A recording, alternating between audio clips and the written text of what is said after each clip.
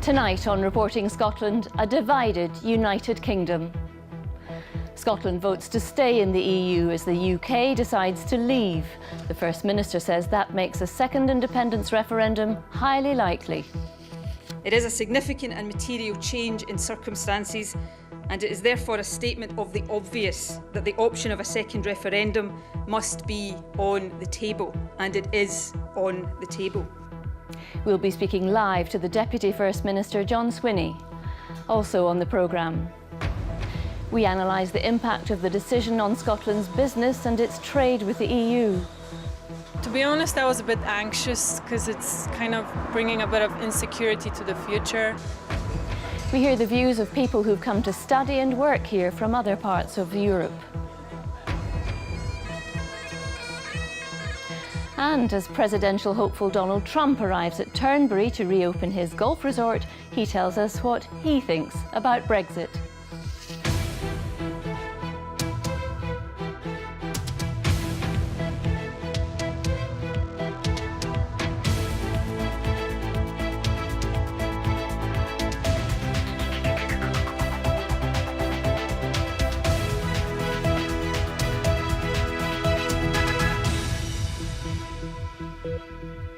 Good evening.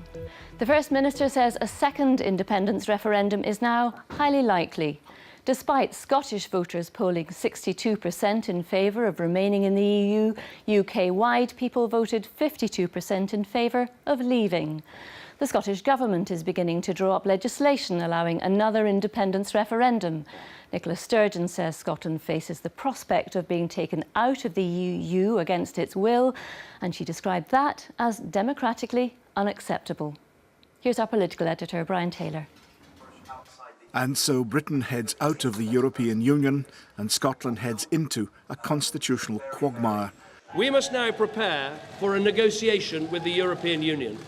As he resigned from office, the Prime Minister acknowledged the devolved dimension, arguing that Holyrood must play a part in forming the new relationship with the EU. This will need to involve the full engagement of the Scottish, Welsh and Northern Ireland governments to ensure that the interests of all parts of our United Kingdom are protected and advanced. Like most in Scotland, Nicola Sturgeon voted to remain, but England and Wales said no, and today she faced the consequences. As things stand, Scotland faces the prospect of being taken out of the EU against our will. I regard that as democratically unacceptable. She said she'd seek any way of ensuring that Scotland remained linked to the EU, but failing that, she would take steps now to prepare for a possible independence referendum before Britain finally exits the EU after 2 years of negotiations. Well, I think an independence referendum is now highly likely, but I also think it's important that we take time to consider all steps and to have the discussions, not least to assess the response of the European Union to the vote that Scotland expressed yesterday. But the Leave campaign's leading light, Boris Johnson, a possible candidate for Downing Street, said there was no need now to fracture the UK. This does not mean that the United Kingdom will be in any way less united.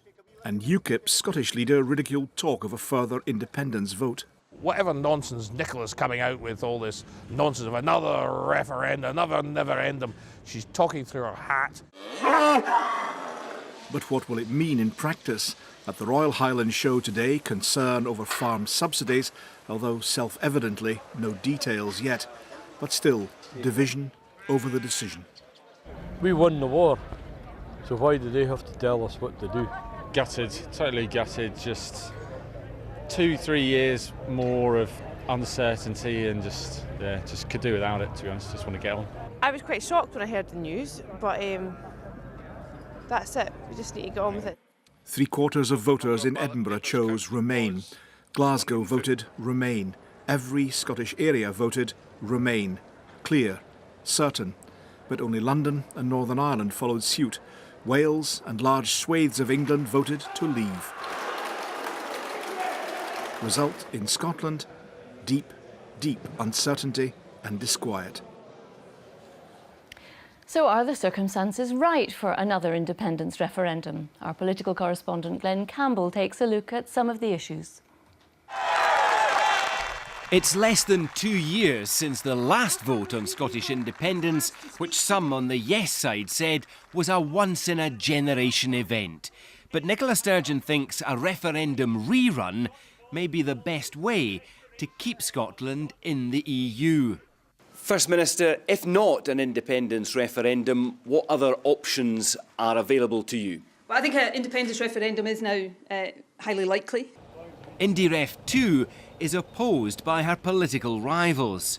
We do not address the challenges of leaving the European Union by leaving our own union of nations, our biggest market and our closest friends.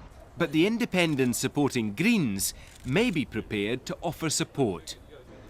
If other possibilities than independence can emerge, let's debate them, let's discuss them. If the only possibility that can be found is to vote again for independence, that remains my own party's position. At Holyrood, the Greens and the SNP together have the votes needed to call a referendum. But some experts believe that could be legally difficult. The general view is that the Scottish Parliament would require Westminster's consent to hold a referendum on independence. And if not? Well, this could be quite messy. I mean, it's possible to go ahead and prepare some legislation, but if that legislation were to be introduced to the Scottish Parliament, then there's a duty on the presiding officer to make that decision, make that call. Is this within the power? And it's possible that this could end up in court. But the First Minister can't afford hold-ups. If there's to be another vote on independence, she wants it to take place during the negotiation of the UK's exit from the EU to maximise the chance of an independent Scotland being allowed to continue in the EU rather than having to negotiate membership from the outside. But all this depends on public appetite for another referendum. Scotland has clearly voted based on the result that they want to remain as part of Europe, so I don't think there's any option but to go for a second referendum. I think people should get time to calm down and think about it properly. So not straight away, but definitely like in the near future. We've had enough of referendums and votes. We're unlikely to be asked to cast another vote on independence unless SNP ministers are convinced the result would be different second time round. Glenn Campbell, reporting Scotland. Well, I'm joined now from Holyrood by the Deputy First Minister, John Swinney. Thank you for taking the time. Another referendum. Are you convinced you can win it within 2 years? The priority of the Scottish Government is to make sure that we honour the votes that people in Scotland exercised in the referendum yesterday, where they very clearly and decisively said they wanted to remain members of the European Union, and the Scottish Government will use the opportunity we have to influence that negotiating process to ensure that the interests of Scotland and our membership of the European Union is protected. That's what the people asked of us. But I think it's very obvious, as the First Minister said in her statement today, that given the fact that Scotland voted so decisively to stay in the European Union and the UK did the reverse, that the question of a further referendum on independence is very much on the table and must be considered as part of that process of protecting our membership of the European Union. But this is a different proposition from last time round, isn't it? Because this time you're now asking people to choose between a union with the rest of the UK and a union with the rest of Europe. But people made it very clear yesterday in Scotland that they wanted to ensure that our country remained a member of the European Union. And people in Scotland expressed that view very decisively, more decisively, frankly, than the opinion has been expressed in reverse by the rest of the United Kingdom about leaving the European Union. And given that in the Scottish referendum in 2014, such emphasis was placed by the No campaign on the fact that if people wanted to protect their EU membership in Scotland, they had to vote no. People voted no in Scotland, and we've now, as a consequence of the referendum yesterday, potentially lost our membership of the European Union. So the Scottish Government will concentrate our efforts on making sure that we do everything we possibly can do to use the influence that we have in this process to protect Scotland's membership of the European Union. That's what the public in Scotland would expect us to do, and that's exactly what we'll concentrate our efforts on taking forward. Even if that's putting at risk our links with our biggest trading partner over the border? Well, what's important is that we get the arrangements that people in Scotland have wanted, and they've clearly expressed yesterday a desire to remain an outward-looking nation, to be connected to the European Union, to be members of the European Union, to participate in the activities of the European Union. And I don't think it should be a significant surprise that the Scottish Government wants to make sure that that is what we use our influence to try to deliver. But it should also equally be clear that if we are unable to secure that, to preserve Scotland's membership of the European Union, then the question of a second referendum must be on the table to make sure the people of Scotland are able to have the democratic constitutional arrangements that they have opted to have. So there's been talk of negotiating with Europe to maintain these links, but what does that mean? Well, the Prime Minister said in his resignation statement this morning that the Scottish Government would be fully involved in the process of negotiating with the European Union. And we want to make sure that that is the case. That is our right to do so. We want to make sure we have direct discussions with the European Union to try to advance Scotland's interests. Because our people have expressed clearly and democratically the desire to maintain Scotland's membership of the European Union, and what the Scottish Government will do is do everything we possibly can do to ensure that that's effected as a consequence of our participation in the negotiations around these arrangements. And briefly, Mr Swinney, finally, what do you say to more than 1 million people in Scotland who voted for Brexit? Well, obviously there's been a democratic decision that the people of Scotland arrived at yesterday, and the majority, 62% of those who voted, decisively said they wanted Scotland to remain a member of the European Union. I think it's important that that democratic view of the people of Scotland is taken forward. It's a significant and material change from the proposition that was put to us in our own referendum in 2014, and it's important, absolutely vital, that the Scottish Government does everything we can to protect the membership of the European Union that the people of Scotland asked us to protect. Deputy First Minister, thank you very much indeed. Well, now let's go to Westminster for the reaction there from our correspondent David Porter. David, amidst the maelstrom, has there been any response to Nicola Sturgeon's suggestion for another independence referendum, and that it's highly likely? Sadly, the first thing to say is that people in the building behind me neither expected nor wanted to be in the position that they are tonight, but they are having to get used to the new political realities. Instinctively, most MPs and indeed the UK government do not want a second Scottish referendum. They believed and hoped that the issue had been put to bed in 2014. But yesterday's voting utterly changed that. England and Wales voted to leave. Scotland resolutely voted to remain. And as we've heard, Nicola Sturgeon, the First Minister, says that if Scotland was forced to leave the EU, that would be, in her words, democratically unacceptable. The way things work is that if there was to be a second referendum, essentially Westminster would have to give its permission for Scotland to hold that. That means that potentially there is an awful lot of hard negotiating going between Westminster and Holyrood in the days, weeks and months to come. David Porter, thank you very much indeed. I'm joined now by our political editor, Brian Taylor. Brian, how much enthusiasm does the Scottish Government have for another referendum? Let's take a way through it. The Nicola Sturgeon yearns for independence. Her party yearn for independence. They accept and realise and acknowledge if that is to come about, it's to come about via a referendum, but not now. Not in these circumstances, not at this time, not in these conditions. They want to drive the time, to drive the agenda, to make it of their own choice. They want, for example, to upgrade and update the white paper to cover no longer, of course, the European question. That's moved in a different direction, but questions like the currency and questions like the broad economy and Scotland's standing in the world. They want to do that in their own timescale. Now, there's two possibilities with regard to the referendum happening within that shorter timescale. One is that people are so furious in Scotland, so angry about being taken out of the European Union as they would see it and as the SNP would argue, against their will, that they turn towards support for independence. The alternative prospectus is that people are so upset and concerned and anxious about the uncertainty that is already there in the UK body politic and consequently in Scotland that they do not wish to add to that turmoil with further constitutional change. That is why, for that range of reasons, Nicola Sturgeon, she wants independence, she knows it requires a referendum, but not now. Not now. More from you later, Brian. Thank you for the moment. Well, lots of political uncertainty and fears for the economy too. There'll have to be new rules negotiated about the movement of goods and people between Britain and Europe. That sent shockwaves across markets. Our economy editor Douglas Fraser has the details. Well, markets didn't expect this. They'd assumed the vote was going to remain.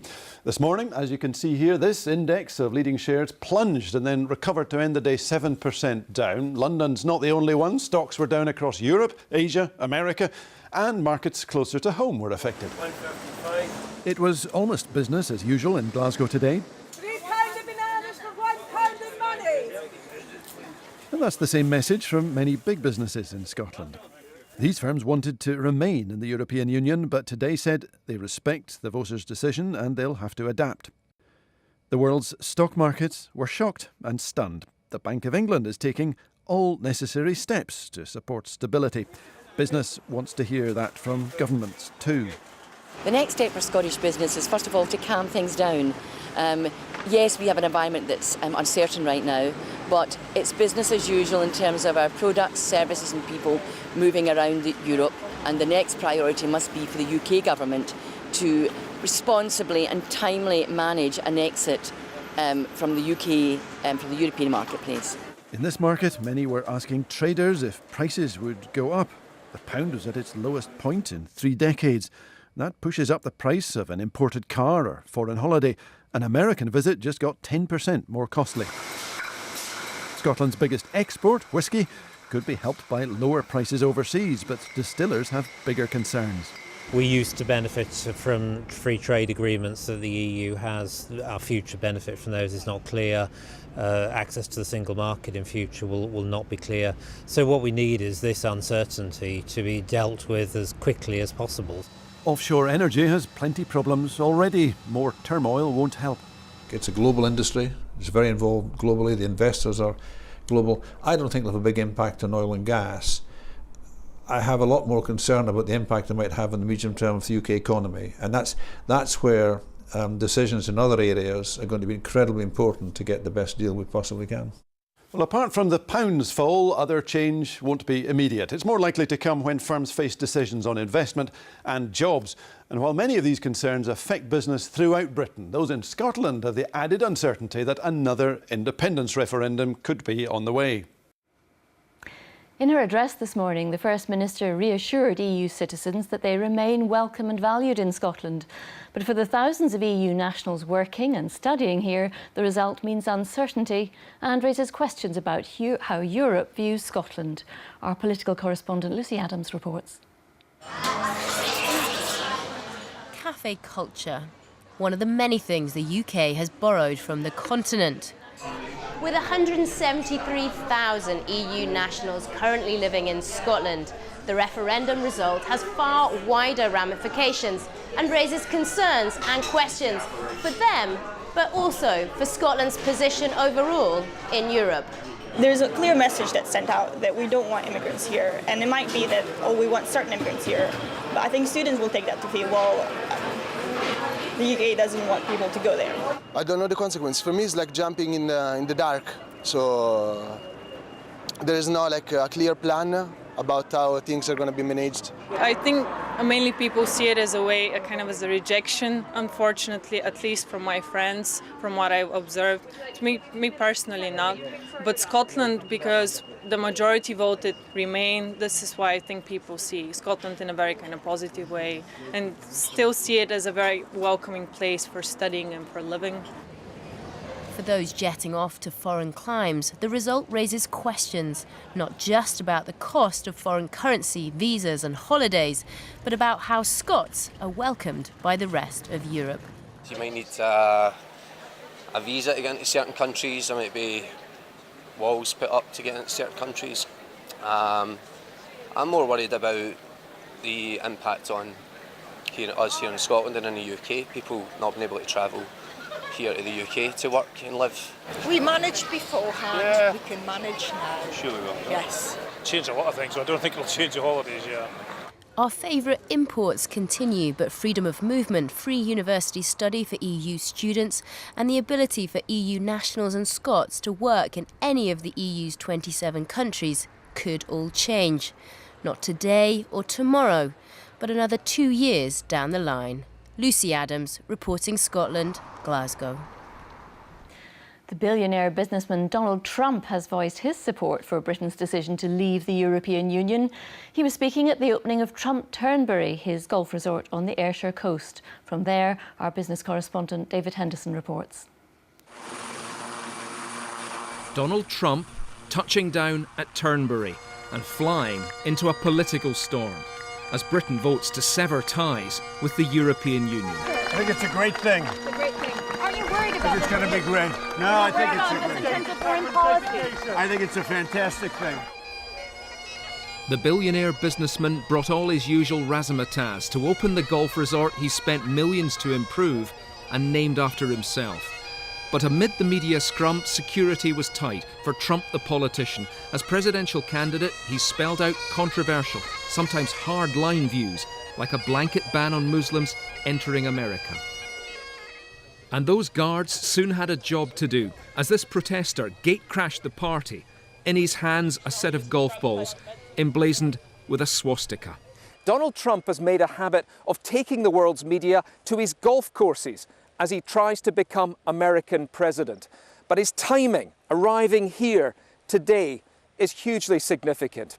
He thinks the Brexit campaign won because it led on issues like immigration, which are the focus of his campaign for the White House. On the vote to leave the EU, Donald Trump was crystal clear. People want to take their country back. They want to have independence in a sense. You're going to let people that you want into your country, and people that you don't want, or people that you don't think are going to be appropriate for your country or good for your country, you're not going to have to take. But on the prospect of another referendum on Scottish independence, for once, he was sitting on the fence. That's up to the people of Scotland. And, you know, we've been through this. And really, again, I leave it up to the people. I love the people of Scotland. Say it loud, say it clear. Donald Trump's not welcome here. But some of them don't love him. These protesters came to Turnberry to wave saltires and Mexican flags to say what they think of the Trump brand of politics. I think in these current times, everywhere around the world, we all have to make a stand against the individuals who seek to exploit crisis and fear to push a horrible agenda that will just do nothing for ordinary people. So with this golf resort now finished, the Trump campaign heads off, and he'll try to achieve an upset on the scale of Britain's Brexit vote on the other side of the pond. David Henderson, reporting Scotland, Turnberry. Let's get the weekend weather forecast now from Kirsty. Good evening to you. We've had a very unsettled day of weather across much of Scotland, with some really quite heavy, thundery downpours across much of the country. This evening, however, the showers will tend to ease somewhat, and there will be some sunshine around for most of us. Into tonight, and it'll be fairly cloudy across much of the east, with further showers working their way into these areas. Some mist, some low cloud affecting the Northern Isles, northern and northeastern coastal areas too. A drier night to come in the west, though, with some clear spells across the northwest, allowing temperatures to fall to around 8 Celsius for some sheltered rural parts of the Northwest Highlands. For most of us, though, it'll be another fairly muggy, mild night, with temperatures holding up into double figures. Into tomorrow, we start the day with a lot of dry, bright weather along western coastal areas, cloudier in the east with further showers, and we'll see that mist and low cloud gradually burning back from North Sea coasts. By afternoon, a mixture of sunshine and again some potentially fairly heavy showers, which may well be thundery at times in nature too. Taking a closer look tomorrow afternoon, I think most of the showers will be across southern and central Scotland. Heavy showers, thundery at times. For western coastal areas, though, holding on to dry conditions with plenty of sunshine around. Across the north and northeast, a somewhat easing in the showers as we go through the afternoon tomorrow. Some bright or sunny spells and highs of around 20 Celsius, and again the winds will remain light. If you're off to the Royal Highland Show tomorrow, well, tomorrow it's looking like a mixture of sunshine and showers, highs of 17 Celsius. And on Sunday, after a fairly dry and bright start, we will begin to see some rain moving in later. So for Saturday evening across Scotland, I think the showers will tend to ease, a lot of sunshine around to end the day. And for Sunday, something of a change with this weather front working its way in from the Atlantic, bringing rain with it.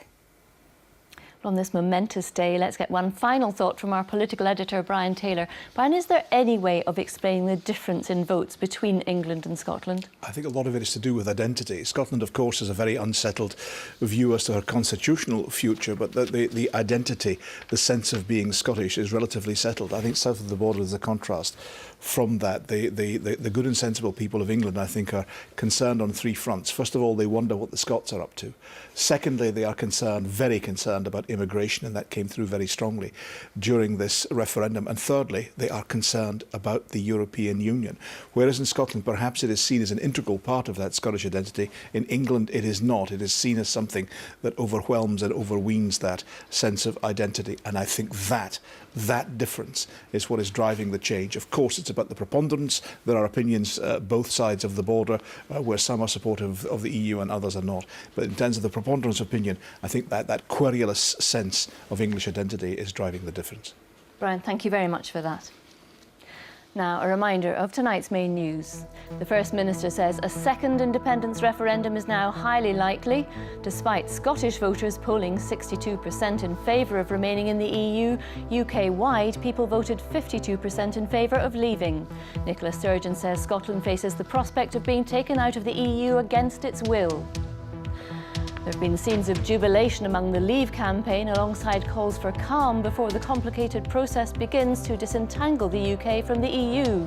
David Cameron's announced he will step down and expects to be replaced as Prime Minister by the autumn. And that's Reporting Scotland. I'll be back with the headlines at 8 and an extended late bulletin at 11 o'clock tonight. For now, from everyone on the team around the country, goodbye, have a very good evening.